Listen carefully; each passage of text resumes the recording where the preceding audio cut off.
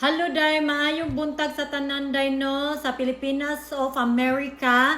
Adin my life as a burikat labot sa Amerika. Porto David yun day nga gubar nagtapay-tapay one per na bayon. Yay.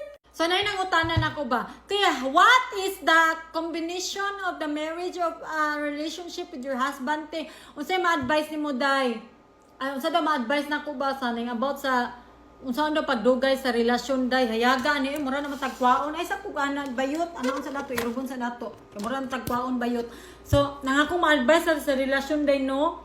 Kami ni David day we're just been married for 1 year and a half, almost 2 years na day among pagminyo, but we've been together for almost 5 years now. Mag-uban na ba ka na magrelasyon ana, but for being married is 1 year and almost 2 years na day. So dili ko kahatag og dako nga advice day kay dili ko pro sa wala mi naabot ni David sa punto nga 10 years na mi day. Siguro kung maabot mig 10 years day diyan na siguro kung matag-hatag og gamay nga advice day. But on this is only for my experience day and my experience with my husband day. I think that for me for now day, be honest with your husband, be supporting and be loving and be there to each other and just go to the flow ana siguro day and just Bob, turjakon, ana. Yawa man ni, oy. Nilagi ko, dayo ko pang tanan yung mga nga question day, kay mawala ko sa passing day, muli ko sa laing landas. Oh, but mara gina ko ma-advise day, but you know what, sometimes in relationship day, it's not always happy day. It's not always happy. Naagi mga times nga away-away day, but we don't post that in social media day, kay buang na pud kita nga babae day, siraan na to atong bana day, kay mura na po kita may maulawan ana bayot. Oh, but every time you post in social media kana ako day sa akong experience day, ako magpost ko sa mong relasyon sa kumbana day. That time we're happy day, happy me, love na mong duha each other. But there's a time day nga I don't love my husband, he don't love me day, kay mag-away man mi bayot. Mag-away mi like mga gagmay day, misunderstanding, there's a little of misunderstanding. Not because we have a little misunderstanding day, magbulag na mi day, siraan na nako kumbana day.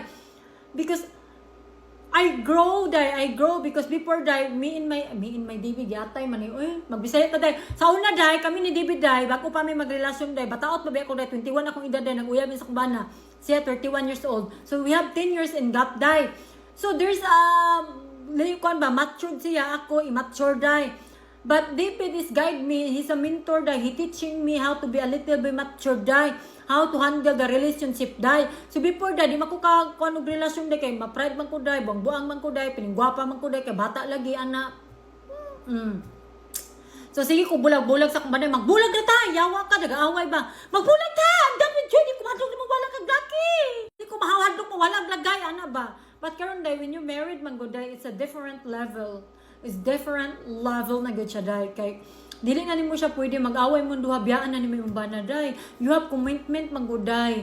Dahil ra gud uyab pa mo kay sa minyo na mo kay kanang minyo man gud mo gud na may promise each other ba you have a goal together. So it's different na siya day. Dili na ka perkit nga mag-away mo day. Dili na ka makaingon nga magbulag na ta ana. No, you cannot do that to your husband anymore day. You cannot do that to your partner anymore day. So you trying to do is fix the problem and talk about it and then be love again. Wa man ni pulis oy. So ana ra gyud na sa day no, kumay mong advice nako day marag business man bayot, man gyud ta katubag sakto day oy. Sa man ni day oy, hagad man kitag naong bayot, init kay diri day.